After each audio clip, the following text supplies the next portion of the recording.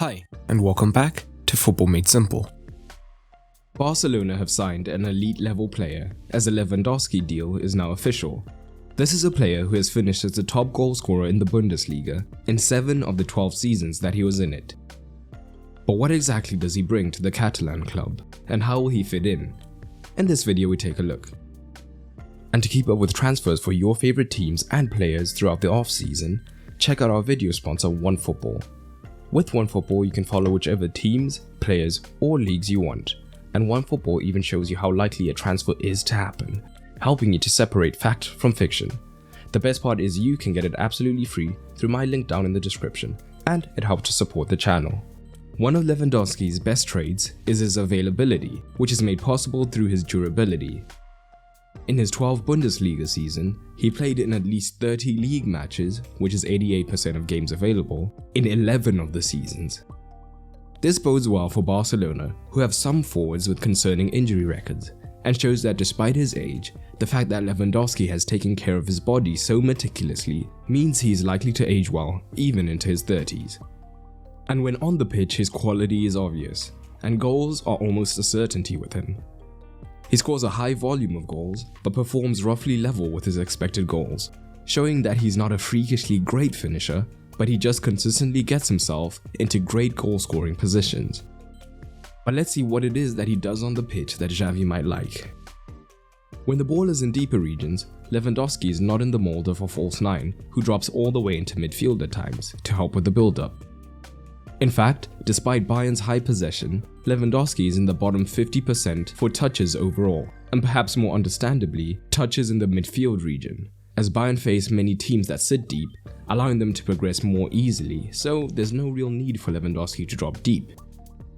In fact, despite his team having the lion's share of possession, they only look to find him 43 times per game, which is in the bottom 38% for forwards. So Lewandowski isn't really concerned with making himself available in deeper areas. This isn't to say Lewandowski can't drop deep. In fact, he does momentarily drop deep to link the play, often rotating with Müller when necessary, but his priority is always to spearhead the attack. Lewandowski is also physically gifted, meaning if needed he can function as a target man, utilizing his strength and excellent close control to hold the ball up in the rare instances where Bayern need a target. And at Bayern, Müller was always in close proximity helping matters. And Lewandowski might not be the quickest player, but he still has enough pace to be able to take advantage of any high lines, making it difficult for opponents to press at times. And higher up, a dimension Lewandowski has continued to develop is his flexibility in his positioning. Rather than come deep, when Lewandowski is looking to find space against a deeper block, his first instinct is usually to go wide, and at Bayern, Müller could fill the void in these situations. And although he can drift to both sides, his tendency is to move to the left. However, Lewandowski's greatest strengths are expressed inside the box. As discussed, he's in the bottom 47% for overall touches for a forward. However, when looking at just the touches inside the box per 90, he's in the top 3%. All of this is due to his match intelligence and his ability to interpret space so he can find space inside the box by arriving at exactly the right time, for example. His headed finishing is particularly dangerous as he is an aerial threat. But he's also excellent at creating space for himself inside the box, making multiple movement, initially bursting a lung for what could be a ball across the 6-yard box before stopping and getting space away from the defender. Or he can jog upon his entry into the box, forcing defenders to slow down before he makes a dash when it matters most. He also has devilish control inside the box, able to take a touch even in the smallest areas before finishing with his left or his right.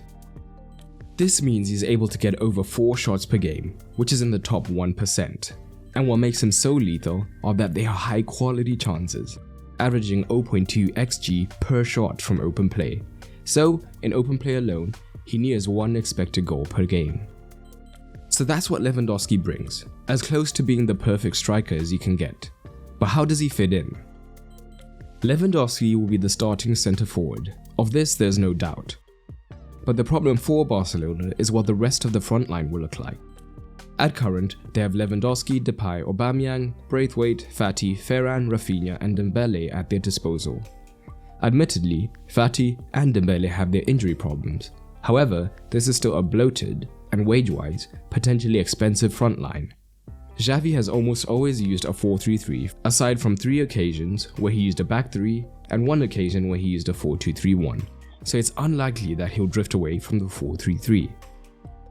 With Lewandowski locking down centre forward and likely to start every match, Aubameyang could be unhappy, as although he can start wide, this is not ideal.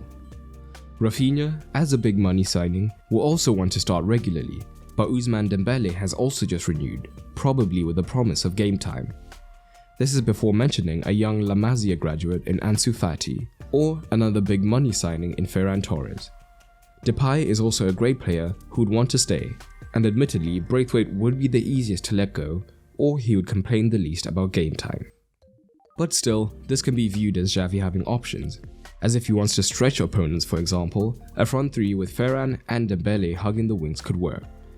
Whereas if he wanted to overload the box instead, Fati and Aubameyang could start wide and cut in, which would be useful.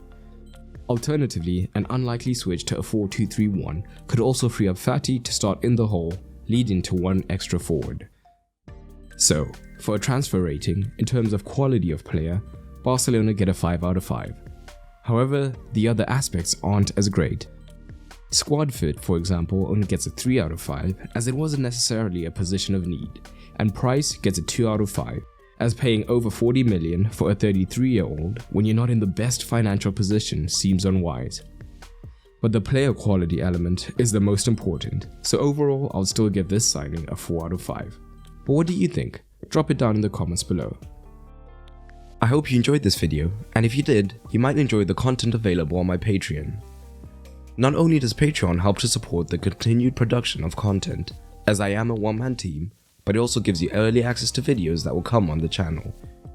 You'll also get exclusive videos, get to vote on polls, and so much more. And it's cheaper than ever, no longer having a tier system, so everyone on the Patreon gets access to all the content. So head over to patreon.com/footballmadesimple to check it out. And a special thanks to my patrons, including Claire Hegarty. But that's all for today, and remember, keep it simple.